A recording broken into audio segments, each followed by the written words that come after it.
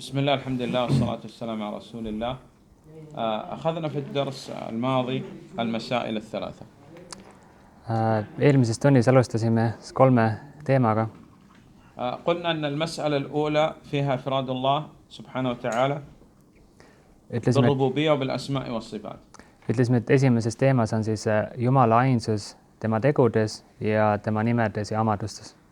المسألة الثانية إفراد الله بالعبادة.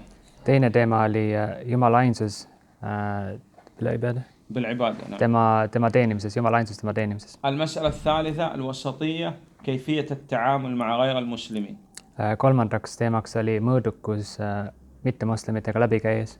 نعم. وعرفنا التوحيد وقلنا هو إفراد الله سبحانه وتعالى بأنواع التوحيد الثلاثة. Samuti defineerisime tauhiidi ehk Jumala ainsuse ja ütlesime, et see on Jumala ainsus läbi siis 3 selle tauhiidi liigi. نعم. أما القسم الثالث وهو هذا الدرس لماذا ندرس التوحيد وأهمية التوحيد تقدم معنا. Ja kolmas osa või liik sellest, et miks me õpime tauhiidi, sellest juba rääkisime eelnevalt. نعم.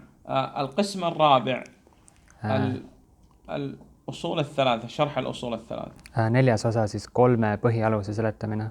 الأصل الأول معرفة الله سبحانه وتعالى. Esimene põhialus siis Jumala teadmine. ذكرنا هذا أن الله سبحانه وتعالى لابد أن يفرد بأنواع التوحيد الثلاثة ولا يعبد إلا الله سبحانه وتعالى. Mainisime seda, et on tähtis siis Jumala ainsus ja et kedagi teist ei teenita ühe Jumala asemel, ühe Jumala kõrval. كل من صرف شيئا من العبادة لغير الله هذا هو مشرك كافر. Et kes iganes mingi osa sellest Jumala teenimisest suunab kellegi teise poole, siis ta on polüteist ja mitteusklik. لكن هناك مسألة مهمة لابد التنبه لها.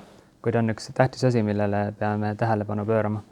نحن ليس لنا الحكم على الأشخاص فلان كافر فلان مبتدع فلان ضال هذا ليس لي ولا لكم هذا لكبار العلماء للقضاء الشرعيين. نعم. Meil ei ole mingit õigust öelda ühegi inimese kohta, et see on uskmatu, see on eksiteele läinud, see on innovatsiooni tegija. Et see on ainult, mis kuulub suurte õpetlastele, see õigus ja kohtumõistjatele või kohtunikele islami kohtus. نحن علينا النصح التعليم. Meie kohustus on anda nõu ja õpetada. يعني يأتي إنسان يقول جاري لا يصلي. Et tuleb näiteks meie juurde inimene ütleb, et minu naaber ei palveta. هل هو مسلم أو كافر؟ Et kas ta on moslem või uskmatu? هذا ليس لك. Et see ei ole sinu asi. أنت يجب عليك دعوة هذا إلى الصلاة وتأخذ إلى الصلاة ولا بد. أما تحكم عليه بالكفر بالإسلام بالبدعة بالضلال هذا ليس لك. Et sinu kohustus on seda inimest õpetada ja kutsuda ta palvetama, ta kaasa mošeesse näiteks tuua ja mitte siis määrata, et kas ta on nüüd moslem, kas ta on uskmatu, kas ta on eksiteele läinud ja nii edasi. نعم. لو كنا على هذا بإذن الله يحصل صلاح للمجتمع. Ja kui me seda põhimõtet järgime, siis see toob head ja kasu ühiskonnale. نعم. إذن العبادة حق لله. Ehk siis Jumala teenimine on õigus, mis kuulub ainult Jumalale. من أنواع العبادات من العبادات أنواع نذكر بعض أنواع العبادات. Selle kummardamisel või teenimisel on erinevaid vorme. الدعاء. Näiteks dua või siis Jumala poolde pöördumine palves. الدعاء ينقسم إلى قسمين. Ja samuti see dua, Jumala poole palves pöördumine jaguneb kaheks. دعاء عبادة صلاة وصيام. نعم. See dua, mis on Jumala teenimine, näiteks palvetamine. هذا دعاء العبادة صرف أي عبادة لغير الله قلنا الشرك أكبر. Et selle osa suunamine kellelegi teisele kui Jumalale on suurem širk, suurem Jumalale partnerite omistamine. الثاني دعاء مسألة دعاء طلب. Teine liik on siis see dua küsimise või palumise dua. دعاء المسألة دعاء الطلب ينقسم إلى قسمين. Mis omakorda jaguneb ka veel kaheks. فيما لا يقدر عليه إلا الله صرفه لغير الله شرك أكبر. See on küsimine kelleltki midagi, milleks inimene ei ole võimeline mingil maal, see on samuti suurem širk. طلب إنزال المطر. Näiteks vihma palumine, paluda kelleltki inimeselt, et إحياء الأموات. või surnust kellegi elust tõusmist paluda inimeselt. هذا لا يقدر عليه إلا الله. طلب هذا من غير الله شرك أكبر. Et see on miski, mida mitte keegi peale Jumala ei ole võimeline tegema ja selle palumine kelleltki inimeselt on suurem širk. أطلب من المخلوق شيئا يقدر عليه هذا يصح. aga paluda näiteks kelleltki loodult midagi, milleks ta on võimeline, see on lubatud. يصح بشروط 4. ja see on lubatud 4 tingimusega. أن يكون حي لا ميت. et see, kellelt الطلب من حي لا من ميت. et see, kellelt palutakse, on elus ja mitte surnud. وحاضر لا غائب يعني موجود. نعم. ta on kohal, viibib, mitte kuskil eemal. وقادر لا عاجز يعني أطلب من إنسان يقدر. أما أن أطلب من إنسان لا يقدر على هذا الشيء هذا معناه أن كأنه يعتقد أن هذا له أشياء خارقة عن العادة. نعم. et palud, kolmas tingimus on siis paluda kelleltki, kellel on selleks võimekus, mitte inimeselt, kellel ei ole võimekust, sest sellisel puhul inimene justkui arvaks, et tal on mingisugused imelised võimed. نعم. وأعتقد فيه أنه السبب والذي بيده جلب المنافع والنفع والضر هو الله سبحانه وتعالى. ja samuti peab uskuma siis, et see, kellelt palutakse, see on lihtsalt see nagu vahend või see põhjus, et kasu ja kahju tooja on ikkagi Jumal ise. نعم. مرة أخرى. veel kord.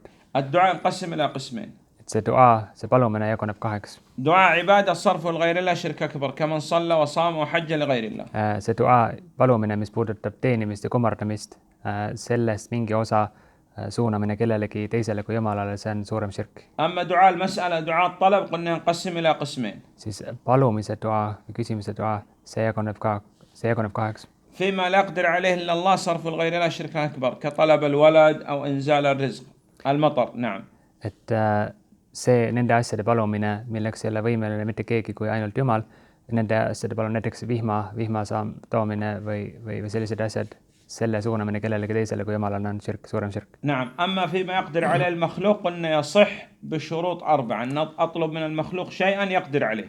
kuid sellise asja küsimine, milleks on küsitav võimeline, siis see on lubatud 4 tingimusega. أن يكون حي لا ميت. et see, kellelt küsitakse, on elus, mitte surnud. حاضر لا غائب. kohal olev, mitte kuskil eemal viibiv. قادر لا عاجز. võimekas, siis mitte võimekas. أعتقد أنه السبب والله سبحانه وتعالى هو الذي بيده جلب المنافع ودفع المضار. et samuti 4. tingimus on uskuda, et tema on ainult selline nagu vahend selle asja puhul ja see, kes kasu ja kahju lõpuks toob, on ikkagi Jumal. يعني الآن هذا غرق في البحر. et näiteks keegi uppus kuskil meres ära. وينادي هذا على الشاطئ. või oli uppumas ja siis kutsub appi kedagi, kes kalda peal on. يقول يا فلان أغثني أنقذني. ja hüüab, et tule päästa mind, tule aita mind. يصح هذا؟ et kas see on lubatud? ننظر الشروط الأربعة. هل هذا حي؟ siis vaatame seda 4 tingimust, kas see inimene, keda kutsutakse appi, on elus, حاضر. kohal olev, viibib, قادر. võimekas. يعتقد أنه سبب. ja usub, et ta on see põhjus. يصح. ja siis on sellisel puhul on lubatud. أنا أقول للشيخ أعني في حمل هذا المنبر. ütleme näiteks, küsib šeihi käest, et aita mul seda ساعدني mimbarit tõsta. في رفعه. aita mul seda tõsta. هل يصح هذا؟ kas see on lubatud? حي وحاضر وقادر أعتقد أنه السبب يصح. نعم. et on elus, kohal viibiv, võimekas ja usub, et see on ainult see põhjus, siis on lubatud. نعم. أما أن يطلب من ميت. kuid küsida, paluda midagi surnult. من إنسان غائب ليس بموجود. või inimeselt, kes on kuskil eemal, ei ole يعني kohal. مثلا ينادي فلان الذي في الهند وهو هنا في أستونيا مثلا. näiteks hüüab kedagi, kes on näiteks Indias, samas ise on siin Eestis. أو يعتقد أن هذا هو الذي ينفع من دون الله سبحانه وتعالى. või usub, et ainult see inimene, keda palutakse, keda küsitakse, on see, kes toob ainult kasu, et mitte Jumala ei ole see, kes. نعم. هذا الدعاء. see puudutab siis nagu seda duaad või عندنا كذلك الخوف. samuti on hirm olemas. الخوف عندنا قسم من أقسام الخوف صرف لغير الله شرك أكبر. ja hirmu hirmu on 2 liiki. kas me on? 3 أقسام الخوف. hirmu on 3 liiki on hirm. الأول خوف عبادة يعني نحن نخاف من الله وهذا الخوف من الله عبادة لله سبحانه وتعالى. et see selline hirm, mis on nagu teenimine ja kummardamine, mis on ainult suunatud siis Jumalale, et kedagi teist ei karda me selliselt nagu kardame. ولماذا نخاف من الله؟ لأننا نعظم الله سبحانه وتعالى. ja miks on selline Jumala kartlikkus, sest me ülistame Jumalat. ولأن الله سبحانه وتعالى لا يخفى عليه شيء. ja sest mitte miski ei ole Jumala jaoks peidetud. فصرف هذا النوع لغير الله شرك أكبر. Ja selle hirmu liigi suunamine kellelegi teisele kui Jumalal on suurem širk või suurem Jumalal partneritele omistamine. القسم الثاني من الخوف خوف جائز طبيعي. Teine hirm on loomulik ja lubatud hirm. نخاف من اللصوص. Kardame näiteks vargaid või röövleid. نخاف من النار. Kardame tuld. نخاف من الأسد. Kardame lõvi näiteks. هذا خوف طبيعي لا يلام عليه العبد. Et see on täiesti loomulik hirm ja sellest ei ole mingit probleemi. نعم القسم الثالث خوف محرم. Kolmas hirmu liik on, mis on keelatud. يعني بعض الناس يأتي الشيطان ويقول لا تتوب. Näiteks on mõjutud šeitaani poolt, et ütleb, et ära nagu kahetsema pattu.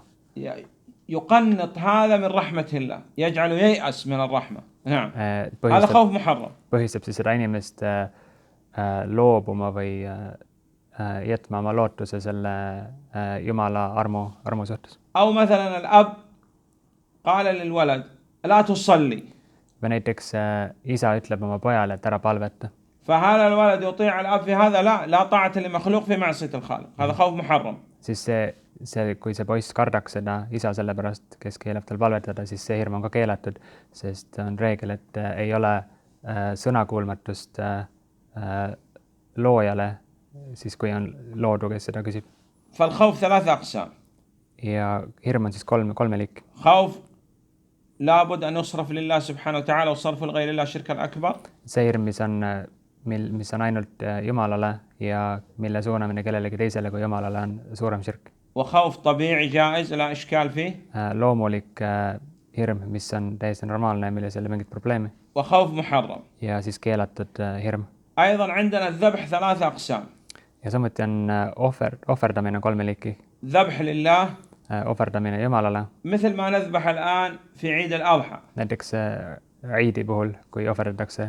وعندنا ذبح لغير الله شرك أكبر. Ja ohverdamine, teine liik on siis ohverdamine kellelegi teisele kui Jumalale ja see on suurem širk. لأنه يحب ويعظم مثلا أصحاب القبور ويذبح لهم هذا شرك أكبر. Näiteks ülistab mingisuguseid inimesi hauas nendele ohverdades, see on ka suurem širk. وعندنا ذبح جائز. Ja siis on kolmas liik on lubatud ohverdamine. هذا يذبح لماذا؟ قال يذبح لأنه جزار يبيع اللحوم لا إشكال. Näiteks ohverdab või tapab looma lihtsalt sellepärast, et ta on lihunik ja müüb seda liha. هذا يذبح حتى يأكل. Et see teine näiteks ohverdab, et süüa. فهذه أقسام الذبح ثلاثة. Ja need on kolm siis ohvriloomade. لله. Üks esimene on siis Jumalale ainult. لغير الله محبة وتعظيما كالذبح للجن شرك أكبر. Siis teine liik on kellelegi teisele kui Jumalale teda ülistades ohverdamine, mis on siis suurem širk. وذبح جائز. Ja kolmas on siis lubatud ohverdamine. نعم والله أعلم.